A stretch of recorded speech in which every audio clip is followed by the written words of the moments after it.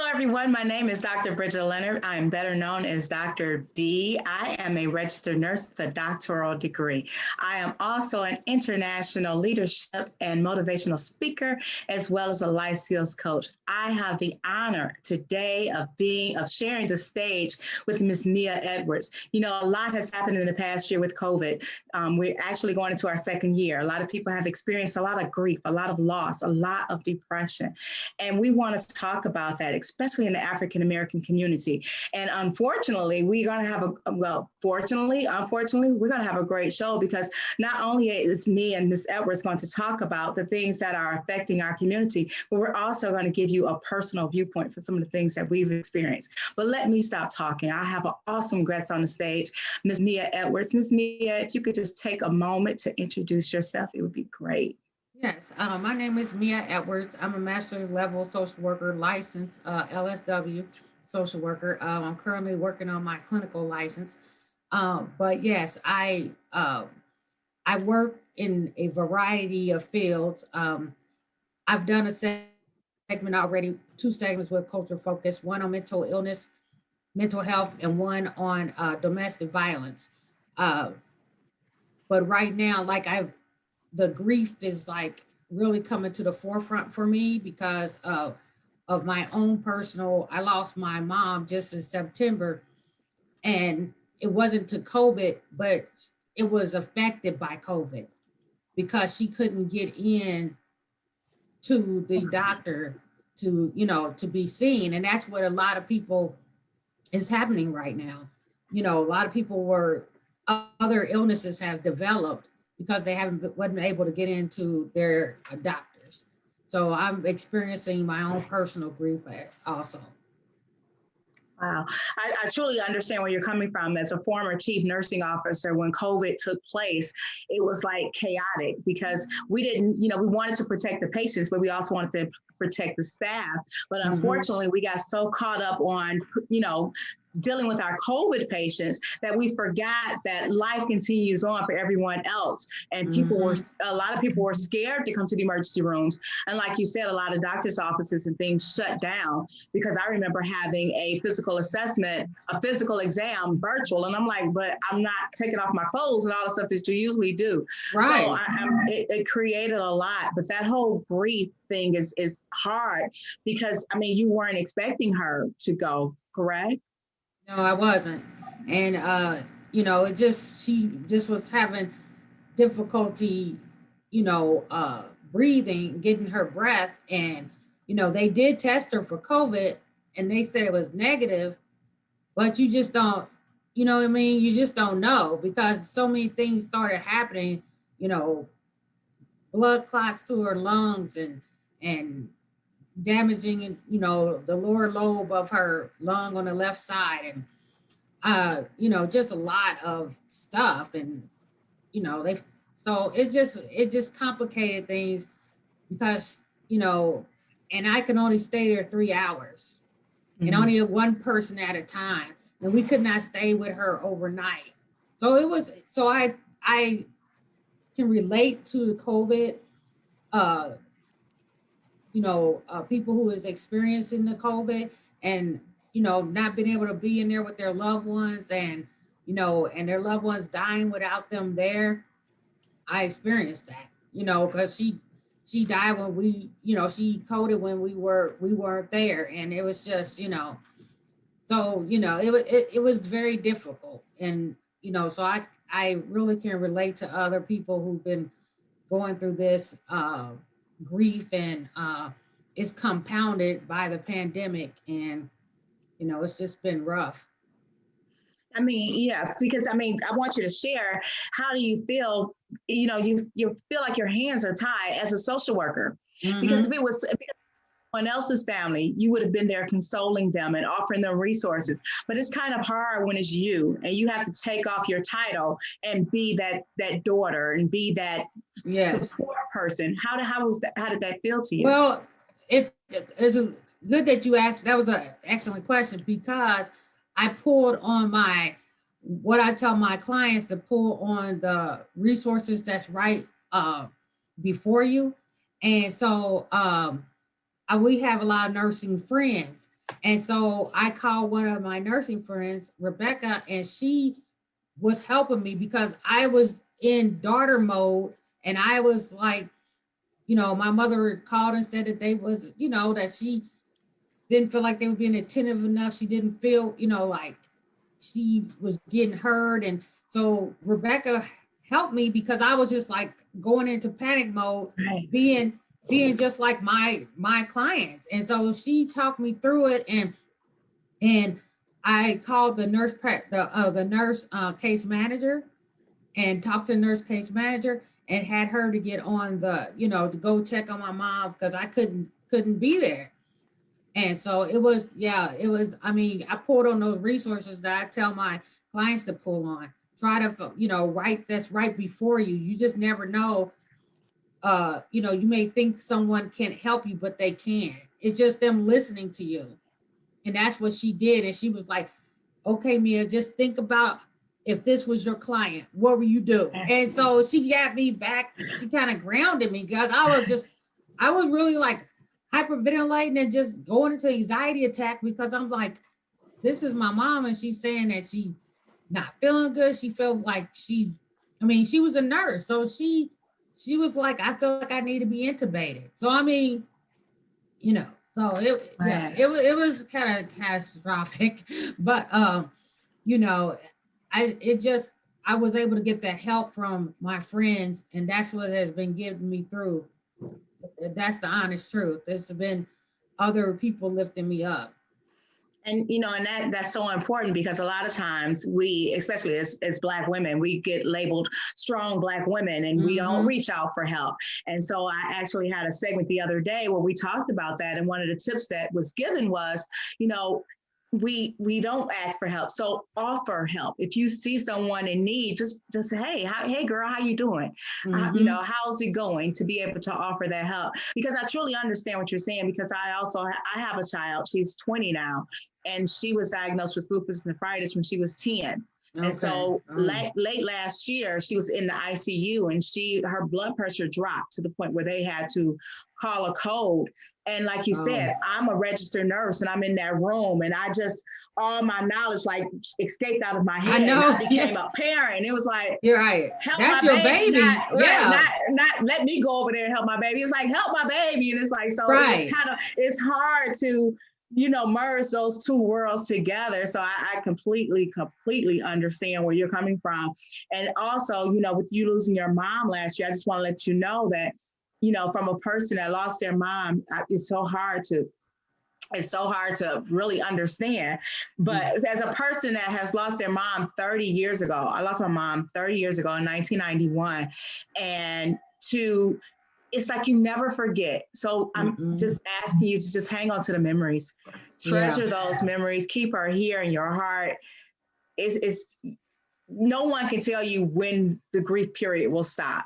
Right. That's one thing about the grief period. I'm sure, from a social worker viewpoint, there's no like drop dead date. Like the employers are like, oh yeah, you could take 3 to 5 days for bereavement. It's like, really? Yeah, 3 to 5 days. Yeah, it's like, 3 to 5 days when you're planning a funeral, you're doing, I had to do everything. Like I said, I had a lot of friends though that came in and helped me. So it wasn't by myself, but, just picking out casket, all that, it's traumatic, and going through a pandemic at the same time. You can only have minimum amount of people to the funeral, and, and so trying to do all that with the pandemic.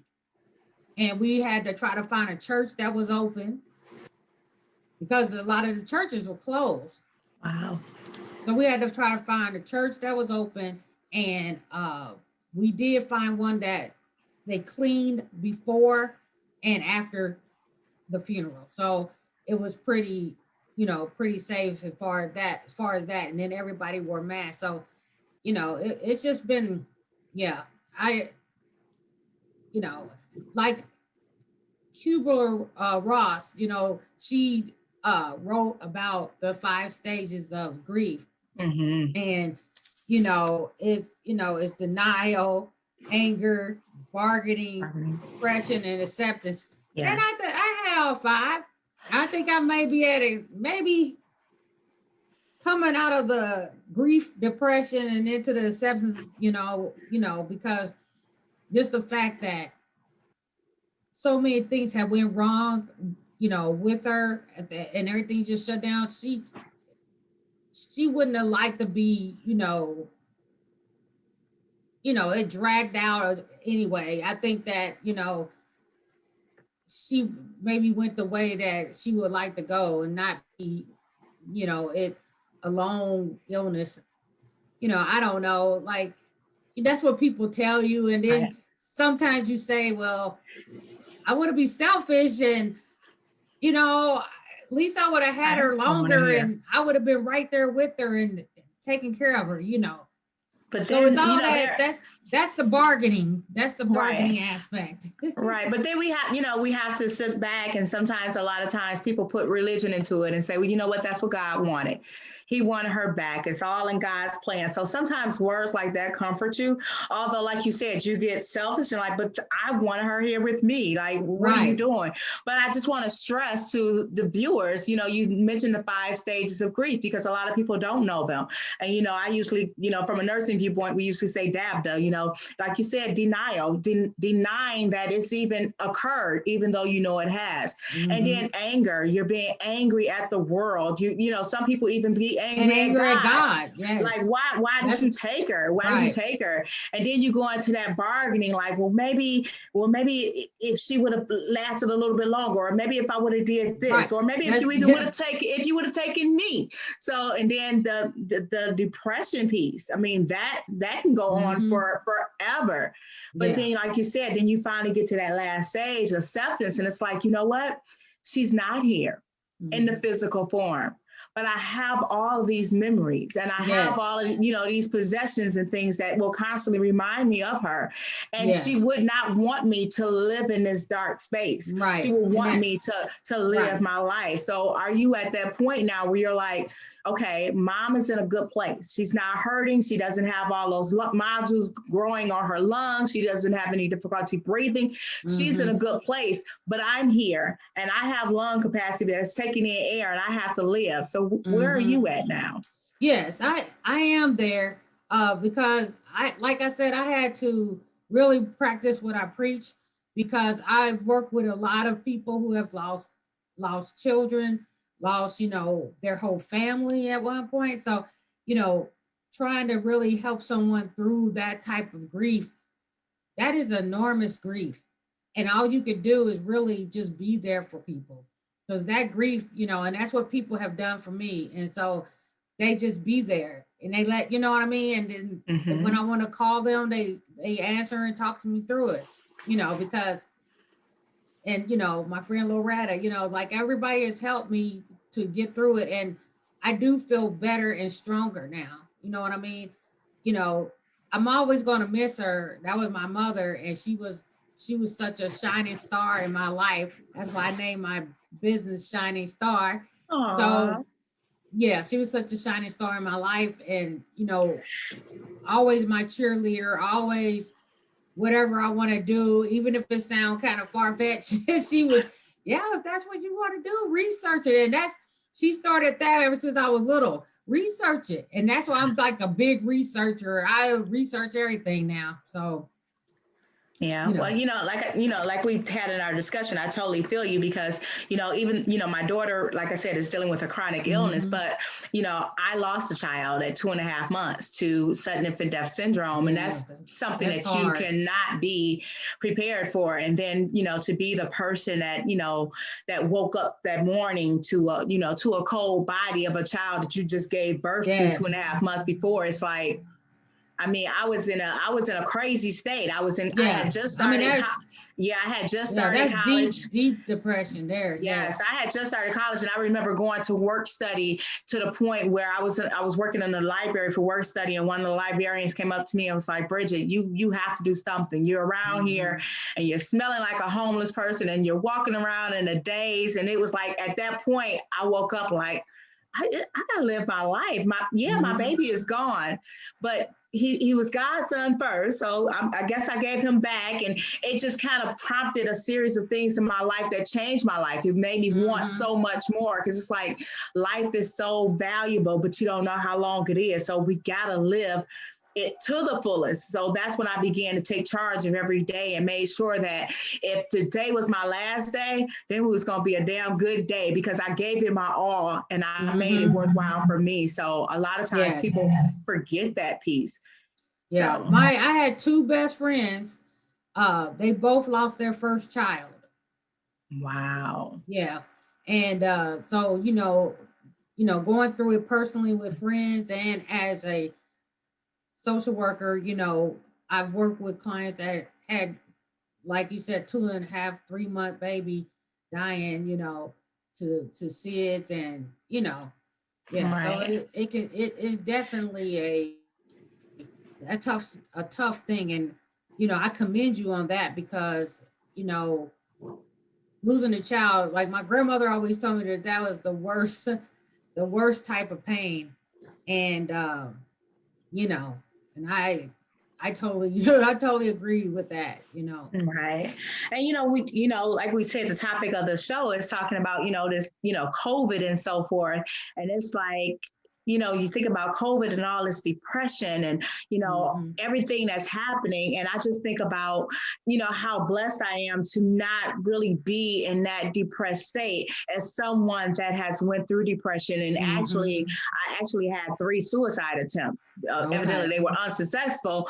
But when I think that's about awesome. Do you right, but when I think about what people are going through, I mean, I remember, I'm thinking about you talking about your mom. You saying your mom was a shining star. Well, my mom didn't become a shining star until I turned 18. Up until that point, we had a very tumultuous relationship where she was always just so angry, and I felt that she didn't like me, and she did some things to me that made me think that, because I told you the story yesterday of, when I was 17 and she was chasing me around the house trying to shoot me because, my mom was, on crack, and she was also on, she's also an alcoholic. So I attributed that to, that's not really my mom, that's someone else. So it was like times I gave excuses for her, and like, oh, she has an alternate personality. That's the other lady. That's not my mom. But when I turned 18 and she moved out, our relationship got so close.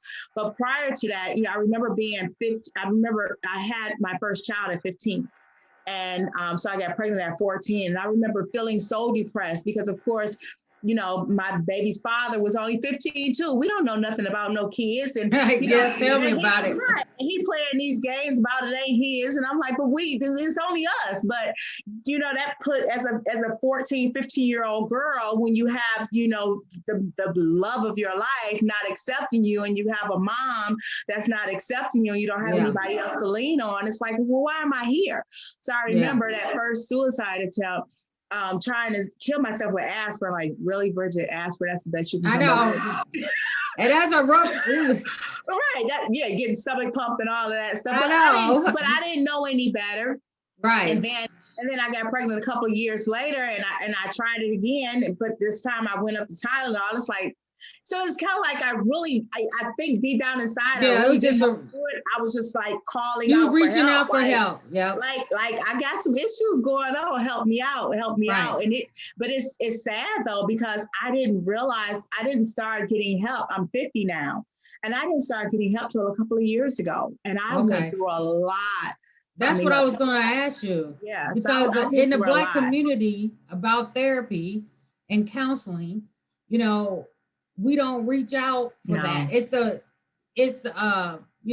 Black woman syndrome. I think that, we can carry all this on our backs, even if we're bent over, we can carry this load, and we don't realize that it's breaking us and it's bricks on our back. And that's you're not going to come out of that. You're going to be pushed down.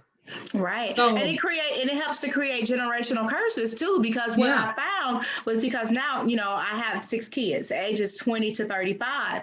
And what I found was that with my oldest daughter, she's 32. I found that I was basically repeating the same relationship that I had with my mom, where it was like, when was the last time I told my daughter I loved her? When the last time I hugged her? And so now as a grown woman, we're starting to have those conversations. And I'm like, oh my God, I was trying so hard to not be like my mom that I was acting just like her. Right. And, you know, and I experienced that. I was a teenage mom myself. I was pregnant at 16 and had my son at 17. So we grew up together, really.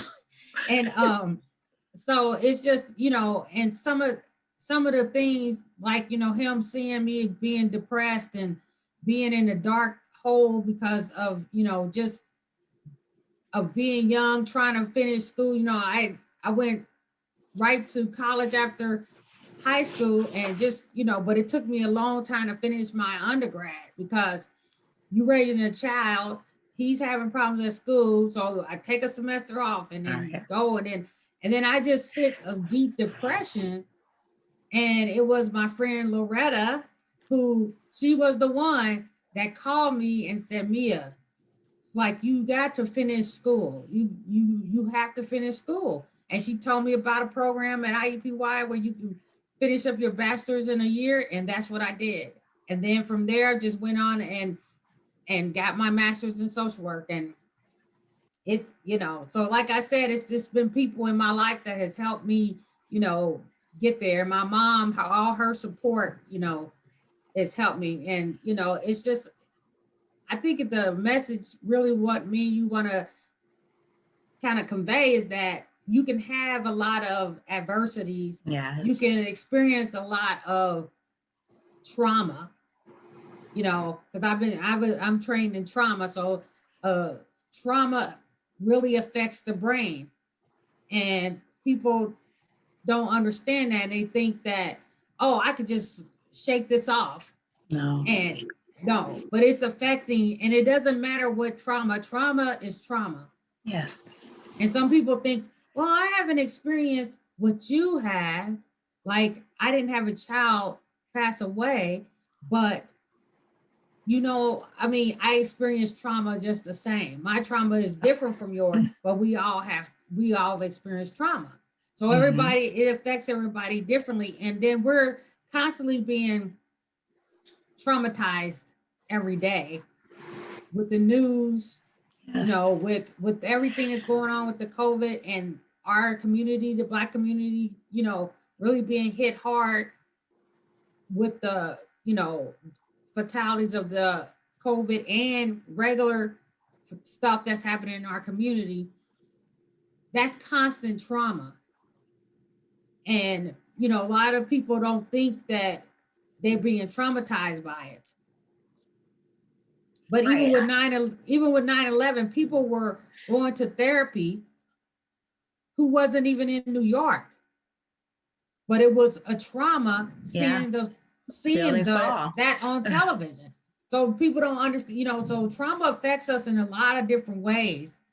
And, you know, and it, you know, it puts stress on our body physically, you know, make illnesses. You can talk about that, the nursing, but yeah, I mean that is so true, because a lot of times people don't realize, you know, they will say, well, I don't have something bothering me, but they don't understand how that stress can eat you from the inside out. Yes. That, you know, that hypertension and those strokes, all that's coming from that stress.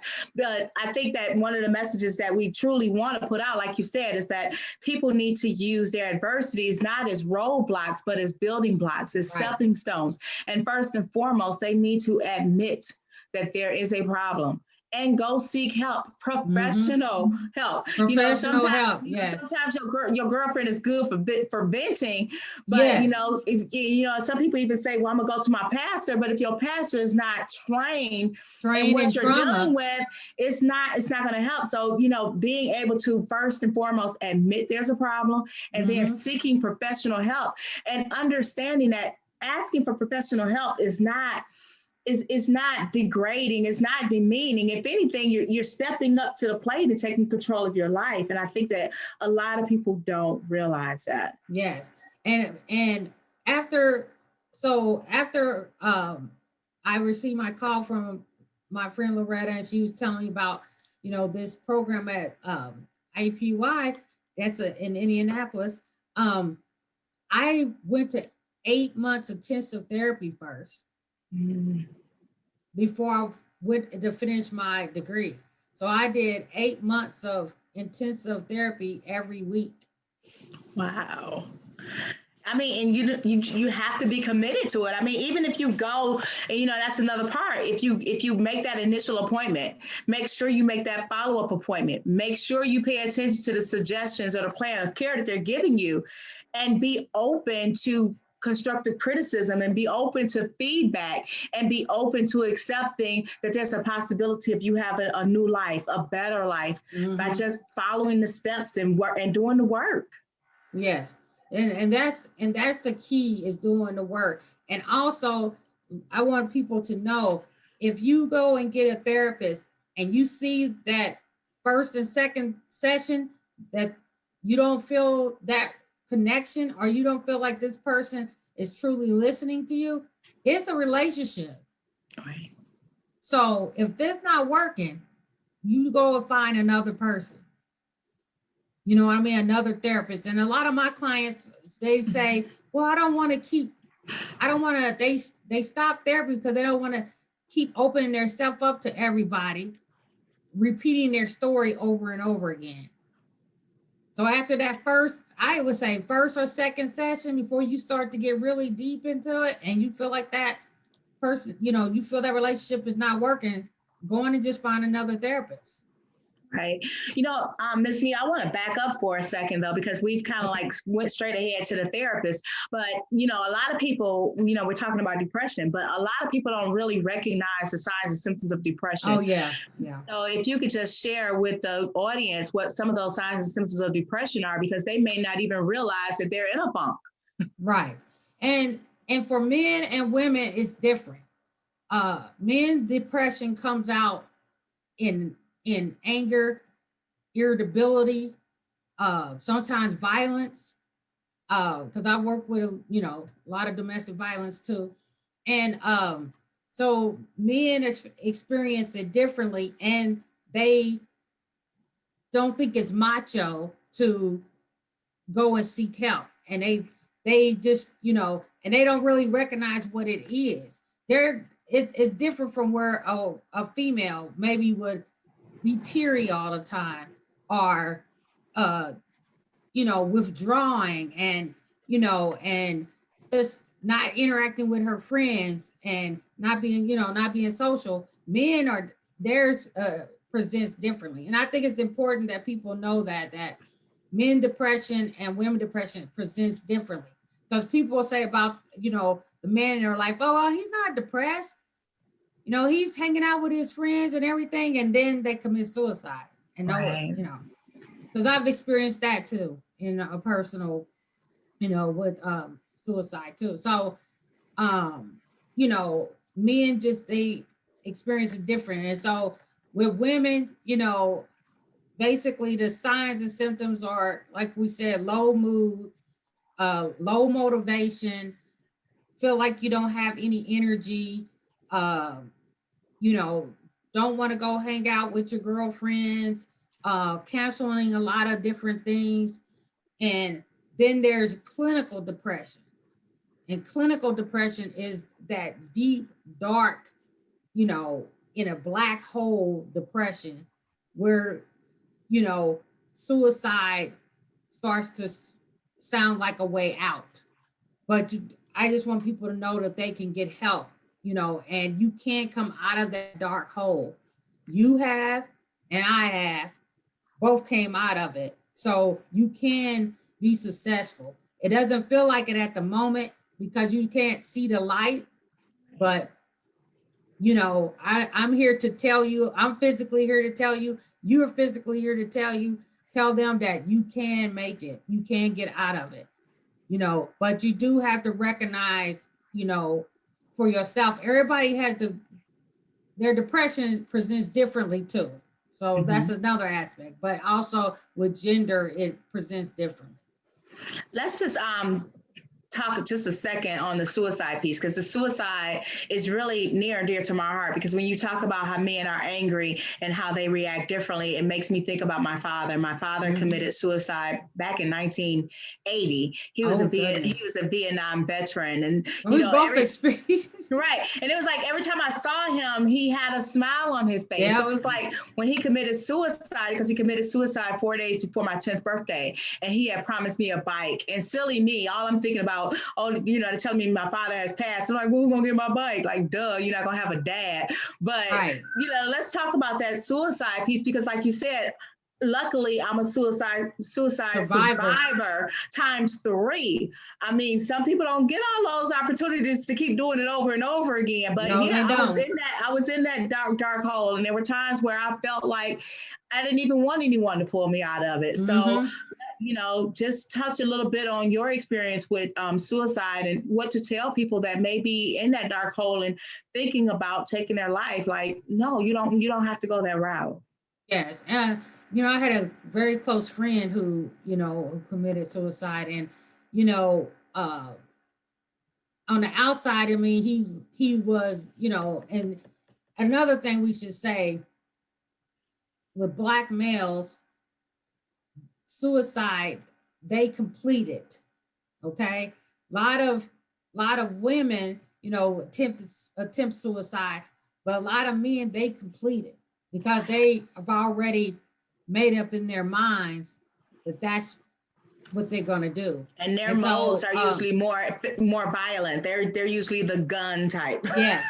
Yes. And even though, in recent present history, we've been having women doing a lot of, things too. But traditionally, men were more, the more violent type of suicide. But the thing about it is,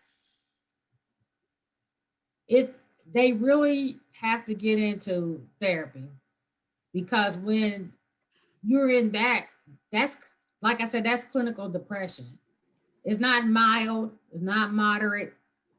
That's severe depression when you want to take your own life. So it's really trying to reach out to somebody.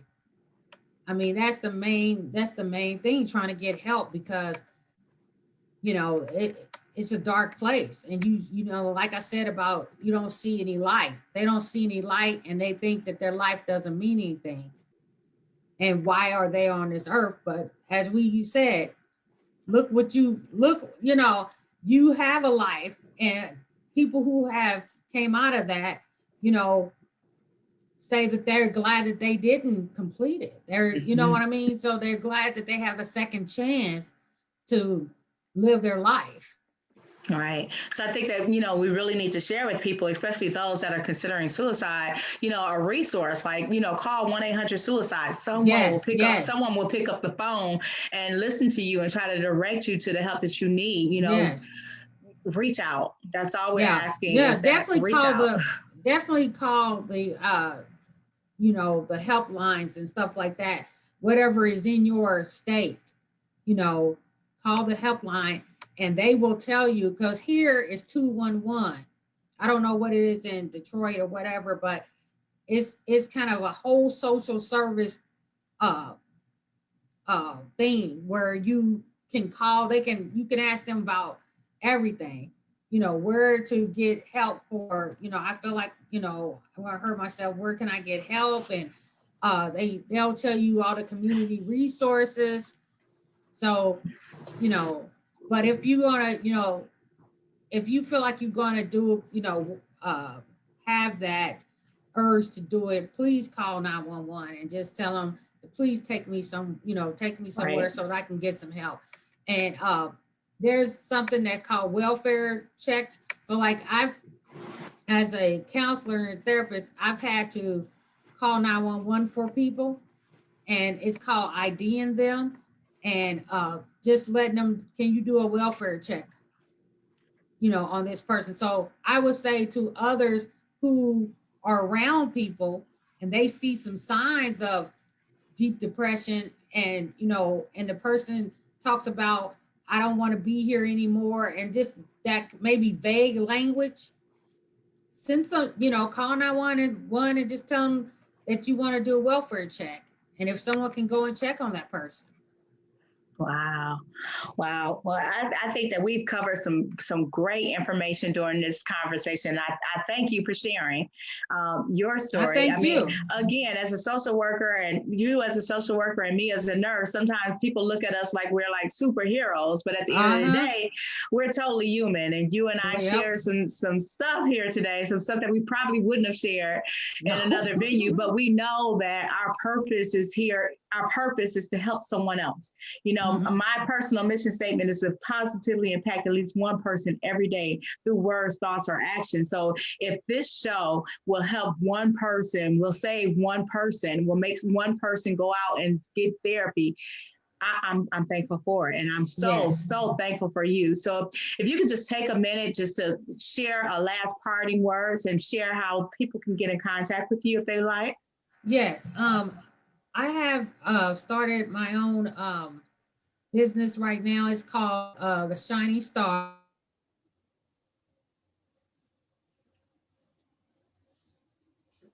So it's Shining Star Services, LLC. And I'm located in Indianapolis, Indiana. And you can reach me on Instagram and you can reach me on Facebook. On Facebook, look up Shining Star Services. And I provide counseling, coaching. I work with children with behavioral issues. You can, we can do phone therapy. We can do, teletherapy. So it's a lot of ways that we can do. You don't have to be in the physical. Oh, I love that. I love that. And for those of you that are interested in me, again, my name is Dr. Bridget Leonard, better known as Dr. B. I am a life skills coach as well as a motivational and leadership speaker. If you want to reach me, feel free to email me at info@bridgetleonard.com. I'm on all social media, Facebook, I'm on Bridget Leonard, Instagram, I am Bridget Leonard. I have a YouTube channel. I'm on Clubhouse. I actually have a room called Let's Talk Grown Folk Style. So I've enjoyed this conversation with you, Miss Mia. And again, I hope that someone takes this message. If it doesn't affect you personally, if you see these signs and symptoms that Mia and I have discussed regarding suicide or depression, please make that person reach out to someone, or even you be the person that picks up the phone and make that call, because right now we want to save a life. It's enough stuff going on in the world to where we need to make sure that those that are in our immediate circle are protected as much as we possibly can, especially if there are resources out there that can help them. Thank you so much. Let me give my email. I forgot to give my email. So it's Edwards-MSW-94@gmail.com. All right.